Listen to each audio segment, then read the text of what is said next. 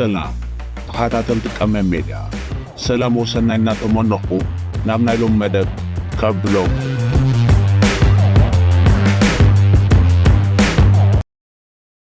ቢልዮነራት 10 ዝሃብቶም ውልቀ ሰባት ዓለምና ክሳብ 1 ታሕሳስ ወይ ወርሒ 12 2024 መን እዮም ኣብ ታሪኽ እቲ ቀዳማይ ን1 ቢልዮን ርእሰ ማል ዝደፈረ ሰብ መን እዩ?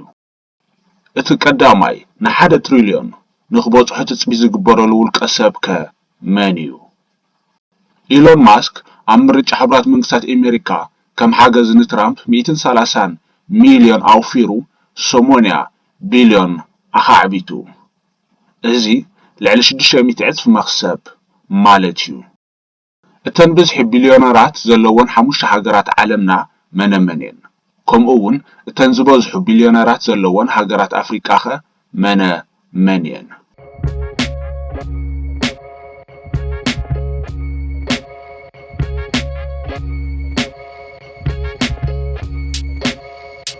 ዓምዲ ጎብለል እቶም 10 ዝሃፍቶም ውልቀ ሰባት ዓለምና ቀዳማይ ኢሎን ማስክ ዕድመ 53 ርእሰ ማል 330.1 ቢልዮን ሃገር ሕብራት መንግስታት ኣሜሪካ ምንጭ ማል ተስላ ስፔስ ኤክስ XAI ወይ X artificial intelligence X.com ካልኣይ ላሪ ኢልሶን ዕድመ 80 ርእሰ ማል 226.9 ቢልዮን ሃገር ሕብራት መንግስታት ኣሜሪካ ምንጭ ማል ኦራክል ሳልሳይ ጄፍ ቤዞስ ዕድመ 60 ርእሰ ማል 223.3 ቢልዮን ሃገር ሕብራት መንግስታት ኣሜሪካ ምንጭ ማል ኣማዞን ራብዓይ ማርክ ዙከርበርግ ዕድመ 40 ርእሰ ማል 198.7 ቢልዮን ሃገር ሕብራት መንግስታት ኣሜሪካ ምንጭ ማል ሜታ ሓምሻይ በርናርድ ኣርኖልት ዕድመ 75 ርእሰ ማል 160.3 ቢልዮን ሃገር ፈረንሳ ምንጭ ማል LVMH ግሩፕ ሻድሻይ ዋረን ቡፈት ዕድመ 94 ርእሰ ማል 150.6 ቢልዮን ዶላር ሃገር ሕብራት መንግስታት ኣሜሪካ ምንጭ ማል በርክሻየር ሃትዌይ ሻውዓይ ላሪ ፔጅ ዕድመ 51 ርእሰ ማል 140.4 ቢልዮን ሃገር ሕብራት መንግስታት ኣሜሪካ ምንጭ ማል ጎጉል ሻምናይ ሰርጀይ ብሪን ዕድመ 51 ርእሰ ማል 134.3 ቢልዮን ሃገር ሕብራት መንግስታት ኣሜሪካ ምንጭ ማል ጎጉል ታሽዓይ ስቲቭ ባልመር ዕድመ 68 ርእሰ ማል 124.8 ቢልዮን ሃገር ሕብራት መንግስታት ኣሜሪካ ምንጭ ማል ማይክሮሶፍት ዓስራይ ኣማኒኮ ኦርቴጋ ዕድመ 88 ርእሰ ማል 123.8 ቢልዮን ሃገር ሕብራት መንግስታት ኣሜሪካ ምንጭ ማል ኢንዲቴክስ ወይ ዛራ እዚ ክግለጽ ጸንሐ ርእሰ ማላቶም ብናይ ዶላር ባጤራ እዩ። ካብዞም ዝሃብቶም 10 ሰባት ወናኒ ናይ ሜታ ወይ ፌስቡክ ማርክ ዙከርበርግ ዝነኣሰ ወዲ 40 ዓመት እዩ። ካብዞም ዝሃብቶም 10 ሰባት ናይ ዓለምና እቶም 8 ዜጋታት ሕብራት መንግስታት ኣሜሪካ ኮይኖም እቶም 2 ካብ ሕብረት ኤውሮጳ እዮም። ካብ ትጽቢት ወጻኢ መስራትን በዓል ብርክ ናይ ማይክሮሶፍት ዝኾነ ቢል ጌትስ ኣብ ዝቀረባ ግዜ ካብ ላዕለዎት 10 ዝሃብቶም ውልቀ ሰባት ወፂኡ ደረጃኡ እናንቆልቆለ ይኸይድ ኣሎ።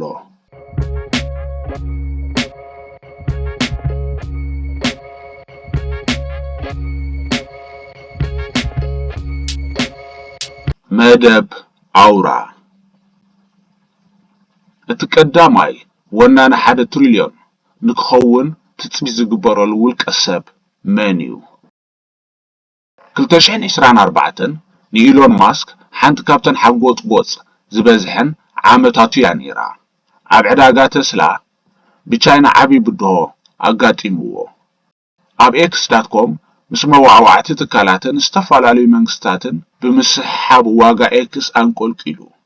ዋላካ ዋጋ ኤክስ ኣብ 2022 44 ቢልዮን እምበር ኣብ 2 ዓመት ማለት ኣብ 2024 ዋጋ ኤክስ ብ70 ሚእታዊት ጎዲሉ 9.4 ቢልዮን ኮይኑ ኣሎ።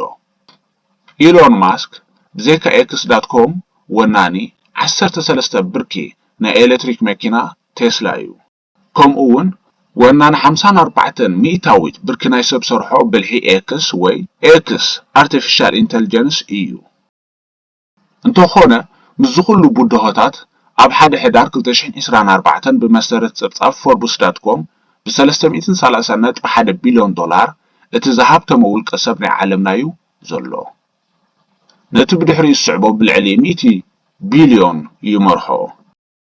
ኣብ 1 ሕዳር 2024 መጠን ሃብቲ ኢሎን ማስክ ከባቢ 250 ቢልዮን ዶላር እዩ ነይሩ። ኣብ ውሽጢ ሓደ ወርሒ ናይ 80 ቢልዮን ዕብየት ርእሰ ማል ኣርእዩ።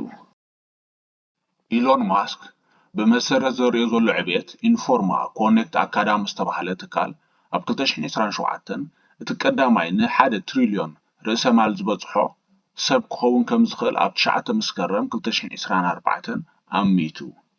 ከም ምክንያት ዘቕረቦ ዕብየት ሃብቲ ኢሎን ማስክ ዓመታዊ 110 ሚእታዊት የመዝግብ ብምህላው እዩ። ቅድሚ 6 ወርሒ ሃብቲ ኢሎን ማስክ ኣብ ካልኣይ ደረጃ እዩ ብድሕሪ በርናርድ ኣርኖልድ ዝስራዕ ነይሩ። ኣብዚ ግዜ በርናርድ ኣርኖልድ 5ይ ደረጃ ተሰሪዑ ይርከብ።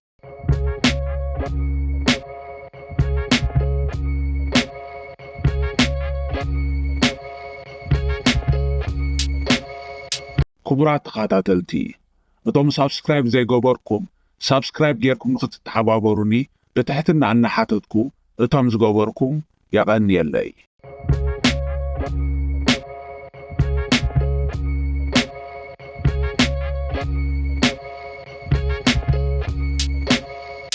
ኢሎን ማስክ ነዚ ጽፍሒ ንነዊሕ እዋን ንበይኑ ኣይክብሕቶን እዩ። ሓደ ካብ ዝሃብቶም ህንዳውያን ወናኒ ኢንዲያን ቢዝነስ ኢምፐራይቭ ጓታማ ኣማንዲ ኣብ 2028 ክስዕቦ ከም ዝኽእል እቲ ጸብጻብ የመልክት። ሃብቲ ናይ ዝበዓል ጸጋ ዓመታዊ ናይ 123 ሚእታዊት ዕብየት እናረኣየ እዩ ዝኸይድ ዘሎ።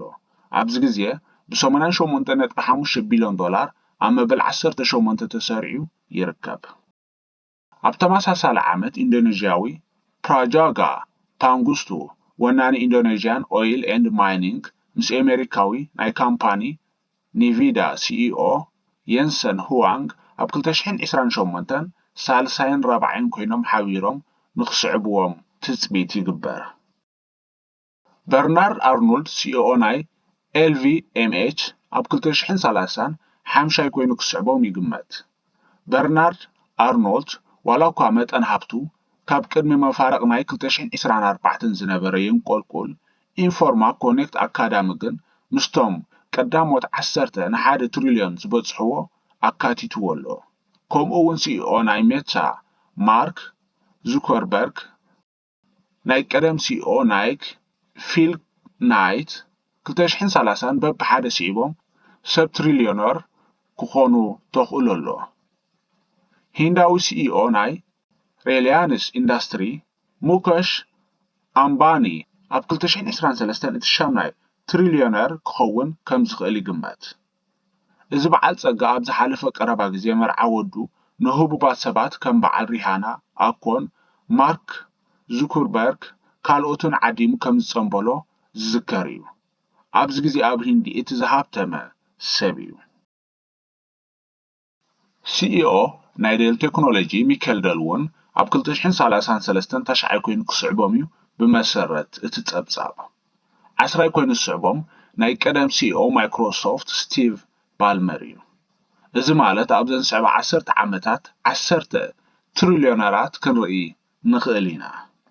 እዚ ጸብጻብ ናይ ኢንፎርማ ኮኔክት ኣካዳሚ ናይ 9 መስከረም 2024 ኣብዚ ግዜ እቲ ካልኣይ ዝሃብተመ ሲኢኦ ናይ ኣማዞን ጄፍ ቤዞስ ኣብ 226 ትሪልዮን ክኸውን ትፅቢት ይግበረሉ።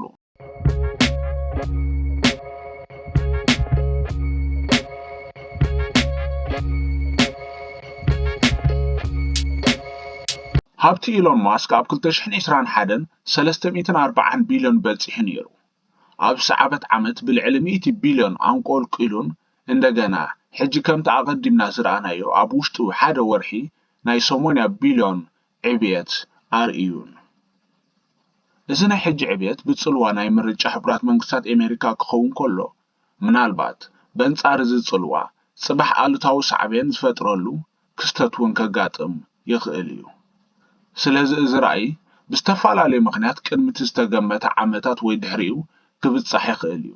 ከምኡ እውን ካልእ ሰብ ቀዲሙ ክበጽሖ ይኽእል እዩ። ዶናልድ ትራምፕ ድሕሪ 5 ሕዳር 2024 ንኻልኣይ እብረ ከም ፕሬዚደንት ሕቡራት መንግስታት ኣሜሪካ ምስ ተመርጸ ርእሰ ማል ኢሎን ማስክ 6 ሕዳር 2024 ካብ ዝነበሮ 20.9 ቢልዮን ወሲኹ እዩ ተራእዩ።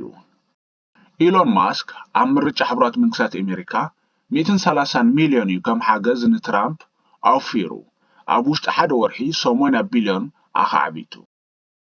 እዚ ማለት ነፍሲ ወከፍ ዘወፈራ ሓንቲ ዶላር ልዕሊ $600 ወሊዳትሉ ማለት እዩ።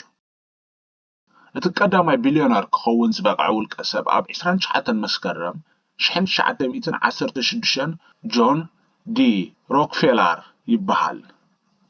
መስራቲ ኣሜሪካዊ ስታንዳርድ ናይ ነዳዲ ካምፓኒ እዩ። ኣብቲ ግዜ ቢልዮነር ምዃን ማለት ንዓለምና ዘይሕኮር እምባዩ ነይሩ። ድሕሪ 100 ዓመት ወይ ድሕሪ ሓደ ዘበን ኣብ 2024 ኣብ ዓለምና 2781 ቢልዮነራት ኣለዉ። ካብ ናይ ዝሓለፈ ዓመት 2023 141 ዕብየት ኣርእዩ። ድሕሪ 2 ዓመት ነቲ ሒደት ካምፓኒታት ዓለምና ሰጊሮንኦ ዘለዎ 1 ትሪልዮን ውልቀ ሰባት ዝደፍሩላ ዓመት ክትከውን ተገሚታላ።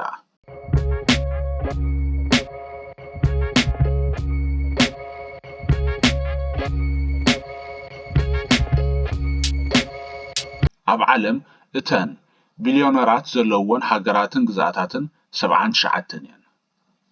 ካብዚአን እተን ዝበዝሑ ቢልዮነራት ዝርከብዎን 5 ሃገራት ዓለምና መነመን እየን። ቀዳመይቲ ሕቡራት መንግስታት ኣሜሪካ 813 ውልቀ ሰባት። ካልአይቲ ቻይና 406 ውልቀ ሰባት። ሳልሰይቲ ሂንዲ 200 ውልቀ ሰባት። ራብዐይቲ ጀርመን 132 ውልቀ ሰባት።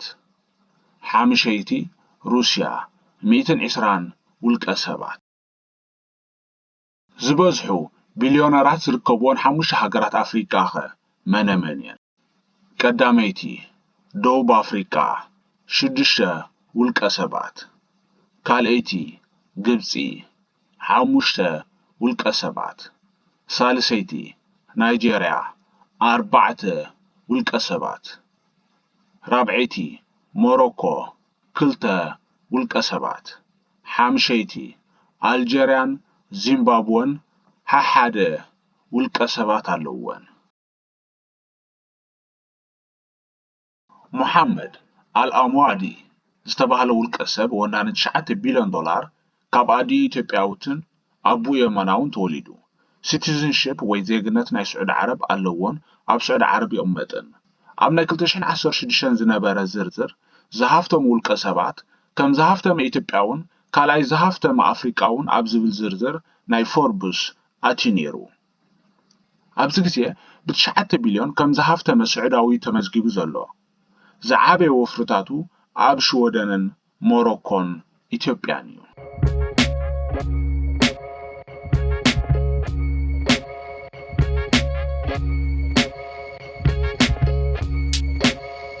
ክቡራት ተኸታተልቲ ናይ ሎሚ ጻንሖትና ነዝመስል ክሳብ ኣብ ስዕብ መደብና ንራኸብ ሰሰናይ እናተመነኹ ይፋነወኩም።